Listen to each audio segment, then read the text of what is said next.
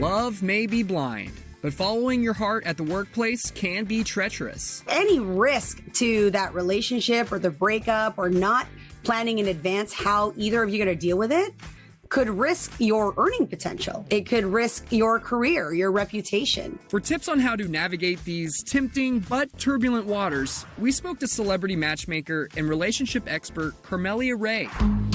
For starters, carefully weigh the pros and cons. Having an attraction to a coworker, it's natural, right? You have your work wife, your work husband, and that's all fun. But if it turns into a full-fledged relationship, you have to consider the fact that this is your workplace, and not everybody's going to be a fan of you working together. So, is this romance something based on lust?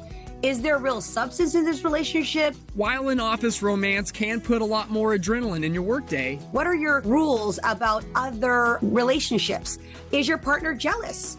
Do you have to manage what you say and what you do around other people? And don't forget to talk to human resources. Because there's precedents typically and rules that are acceptable within any corporate environment. Next, get some intel. People at work may be very different than who they are outside of work. So do a little digging by asking people who know this person. What are they like outside of the office? Carmelia says to check their social media. What are they posting online?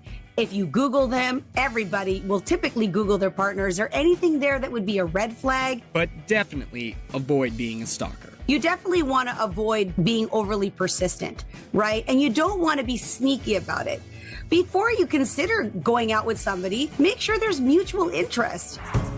Finally, agree on an exit strategy. If you're entering this blindly and not considering that this relationship may not be permanent, you may be caught in a very uncomfortable place. So have a conversation about what happens if the relationship has to come to an end. Because you might have two very different views about what an exit strategy looks like. You don't want to make assumptions. Well, I'm not going. You should be the one going. You should transfer, right? Or it could be a situation where they might not be thinking, well, I don't want to exit. Because of the potential awkwardness, an office romance takes a lot of communication and compromise. You may have a completely different view about who should leave the company if that's the choice, or you may be assumptive that you are on the same page. So make sure that you avoid trying to control the outcome. How to make an office romance work for you.